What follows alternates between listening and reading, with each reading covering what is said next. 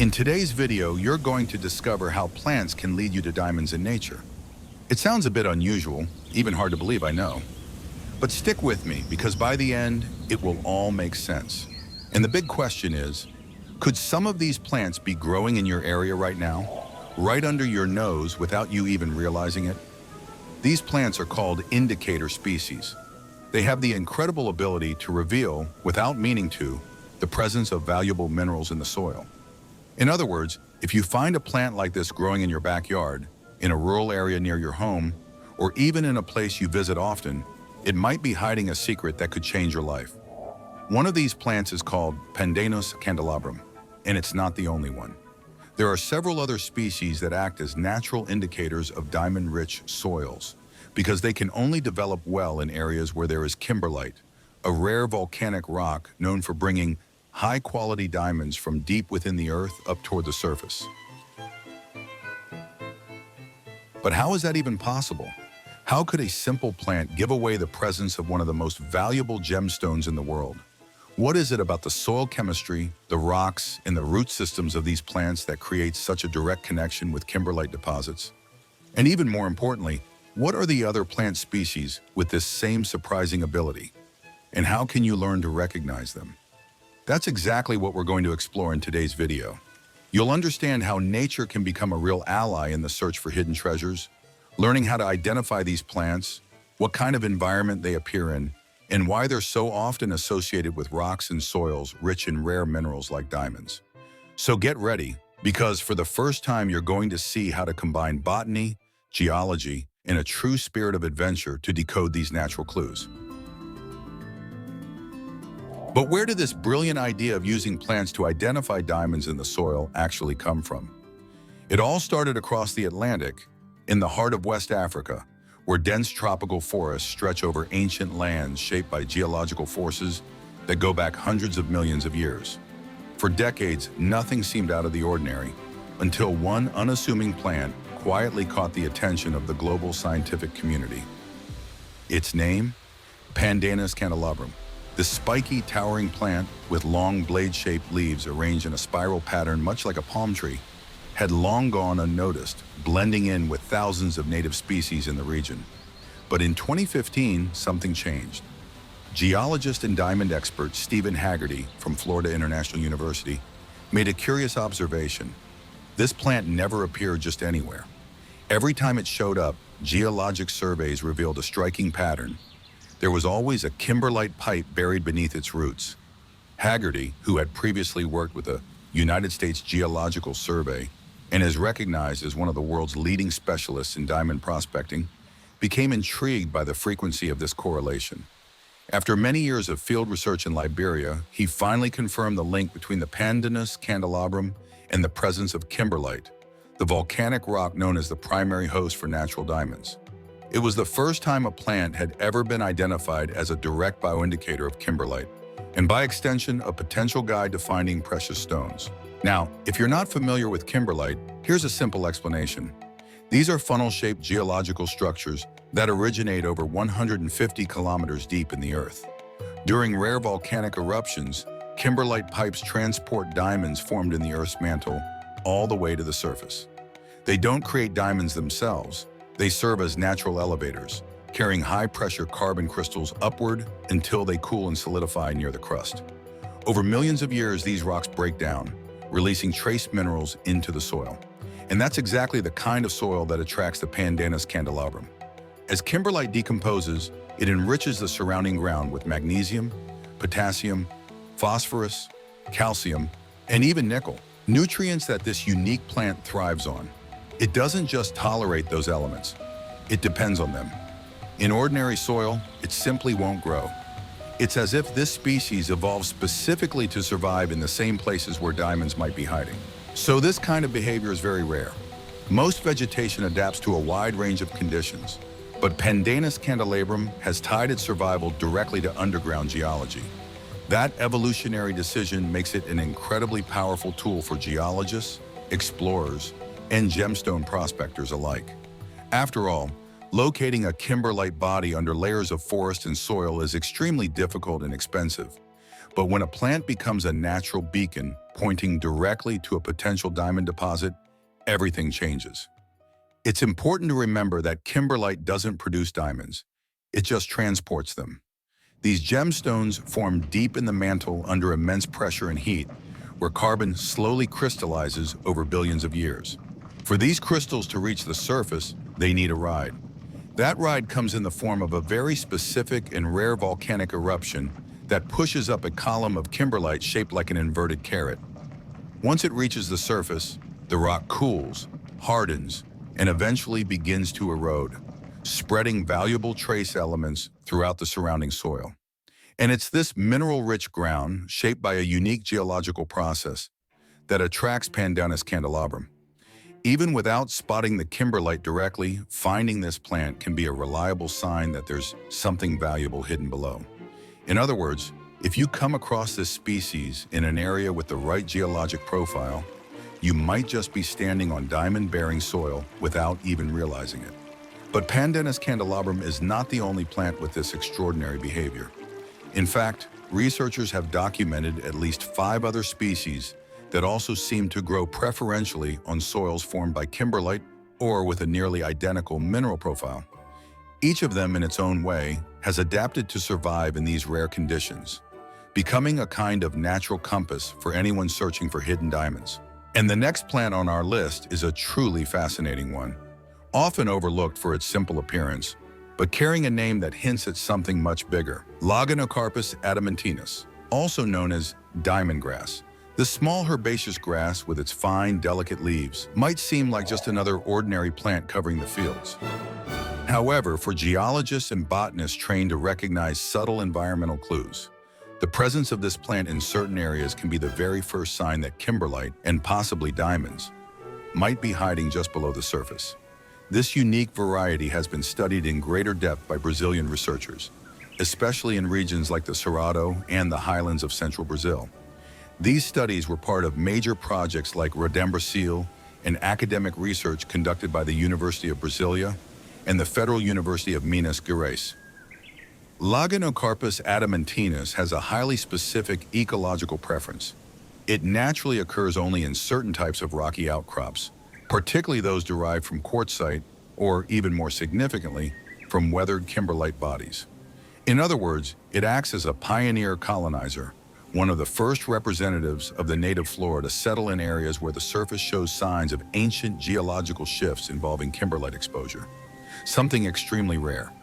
What makes this species even more interesting for gemstone prospecting is its specialized nutritional needs.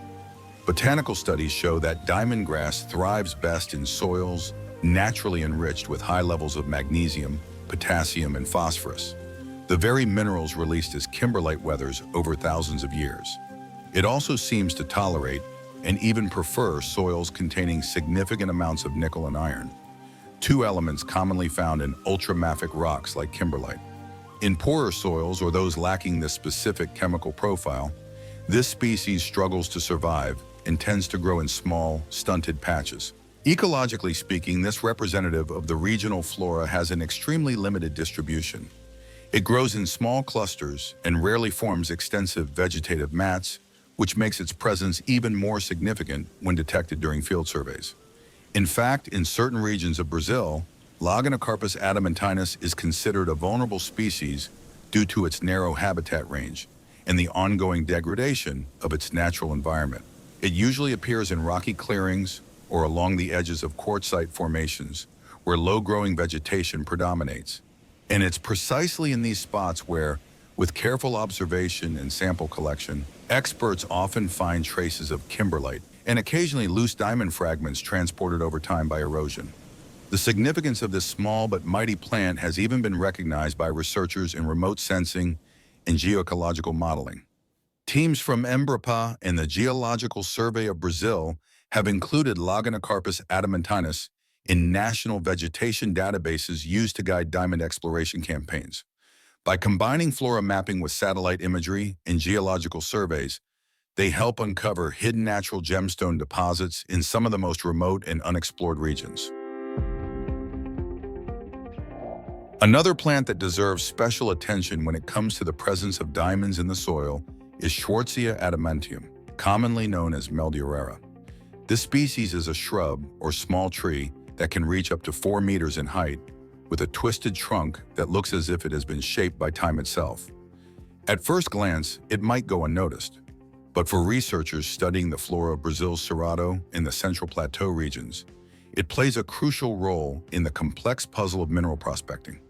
Studies conducted by botanists at the University of Brasilia and the Federal University of Goiás show that this plant tends to occur primarily in shallow, well-drained soils that are rich in minerals like magnesium and iron, the very same kind of soil that typically forms from the surface weathering of kimberlite pipes. Although Schwartzia adamantium is less selective about its substrate than Pandanus candelabrum, it still shows a strong preference for environments where these key nutrients are abundant. This behavior makes it a valuable indirect indicator for diamond exploration and geological investigations targeting kimberlite formations. Finding Meldorera alone doesn't guarantee the presence of diamonds. However, when this plant appears alongside other geological and botanical signs, it significantly strengthens the case for the existence of a nearby kimberlite pipe.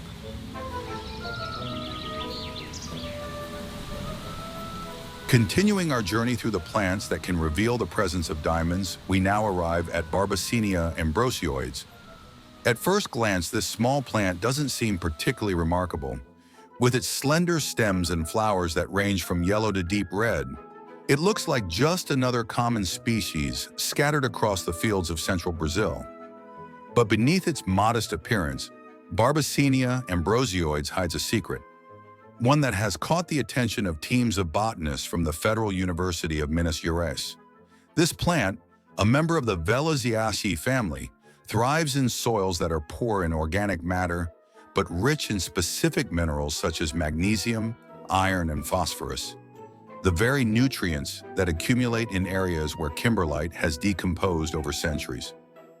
Barbacenia has become a true specialist in sandy and rocky soils, preferring locations where exposed rock surfaces hint at ancient geological processes beneath.